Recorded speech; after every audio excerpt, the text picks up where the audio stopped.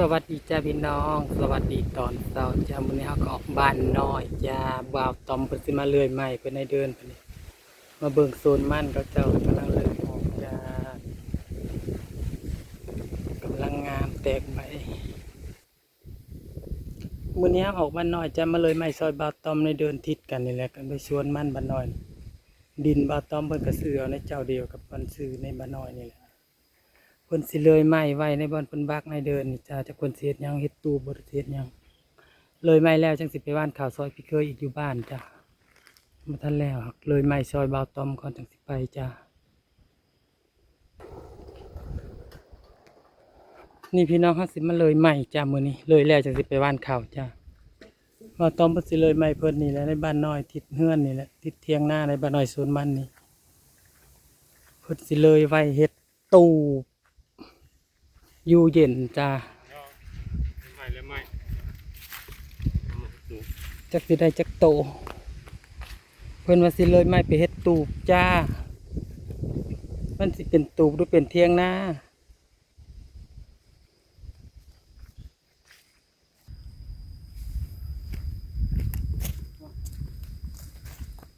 สวัสดีจ้าพี่น้องมื้อนี้สิเลยไม้แล้วจะบ่ได้ไปทางใดเด้อจ้าเลยไม้แล้วจะสิไปบ้านเขา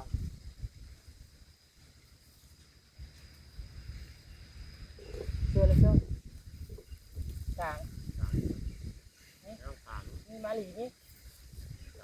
นี่แล้วก็กลางนี้เนี่ยเอาไปลงมา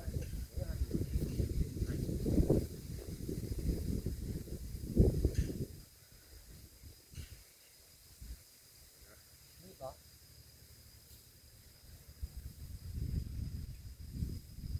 เอาเนี่ยมาพี่กันแล้วเมื่อก่อนนี่ขยำพี่ยังลายอยู่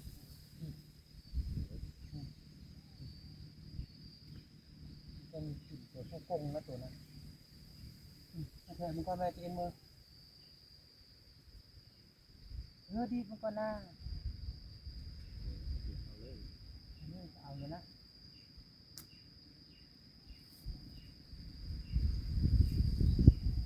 ได้บ่กัน ใช้รูปแบบ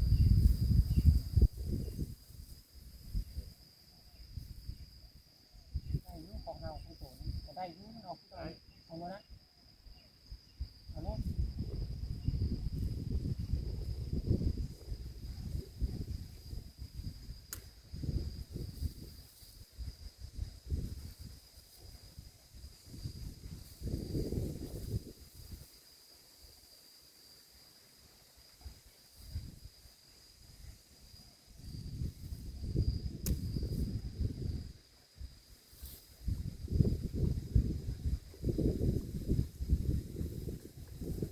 แล้วก็8 ตัวได้เพราะไม่คนใหญ่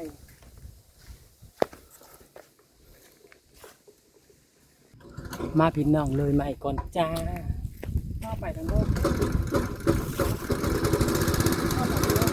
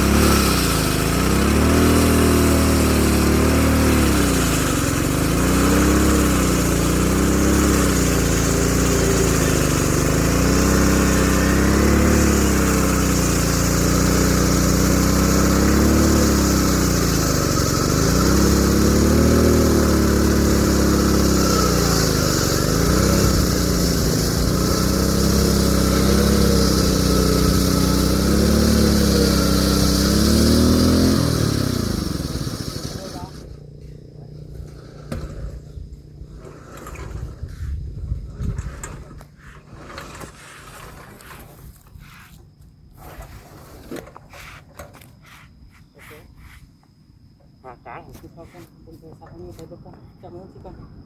ดูเห็นหางยัง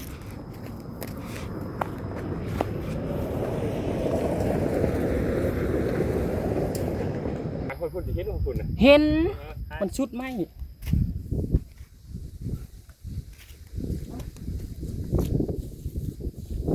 ของเหรอของเราใช่เนาะ ล้างเลยเออเออ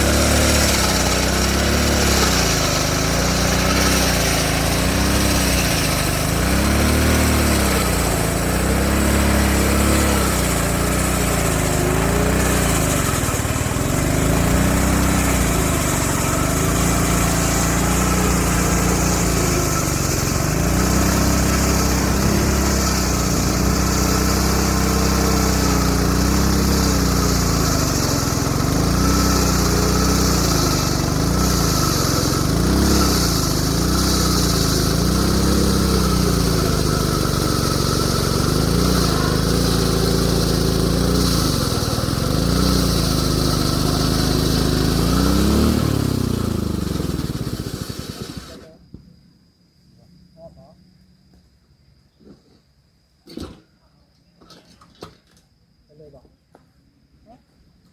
มันชุดบอก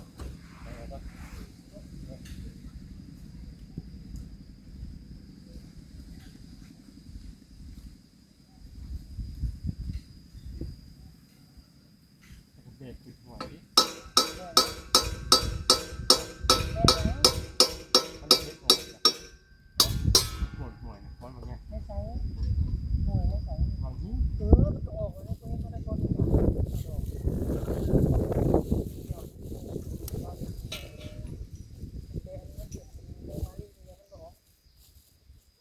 อกก่อนเนี่ย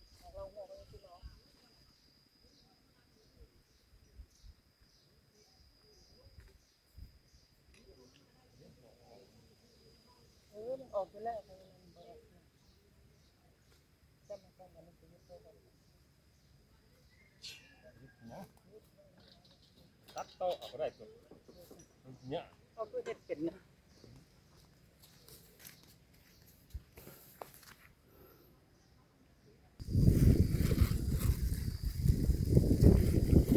เอามาเอามามาเห็ดมันแน่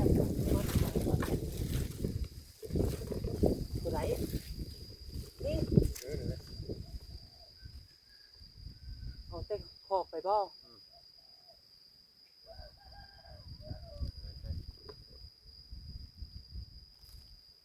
นี่คือบางใช่จ้ะ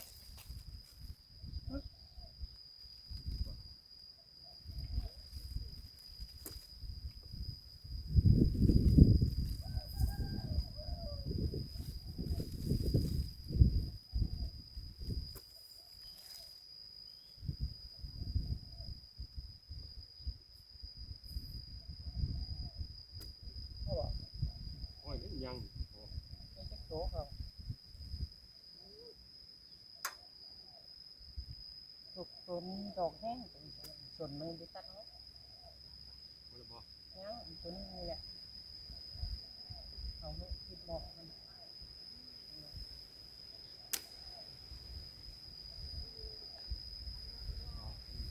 คิด มันละหายไปสิบตัวบอกไม่เชื่อเขาก็ได้ได้เลยตัวนี้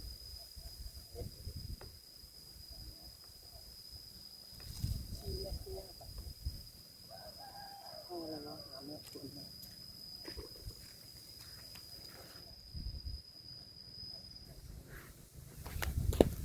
กินได้ทางไว้ก่อนกินบอก ทิ้งตัวนะโอ้โหนะ เอาใบใหญ่บอก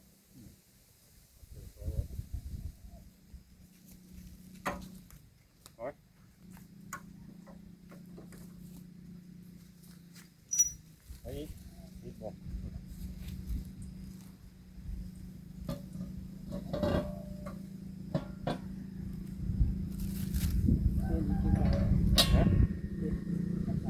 เลี่ยนเลย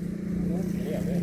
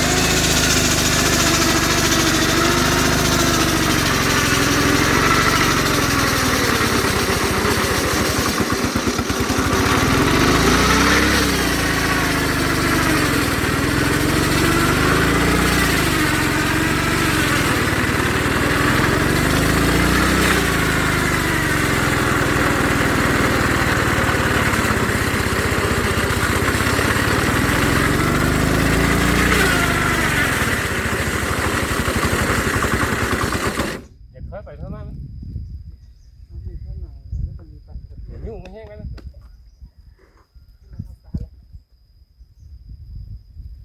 ตัวเครื่องนี้มันออกก่อนแล้วตัวดุมมันออกมาสิ มีลีเว้ย ใช่ผ่านนะ ตกดีมันงะอ๋อมันมีลูก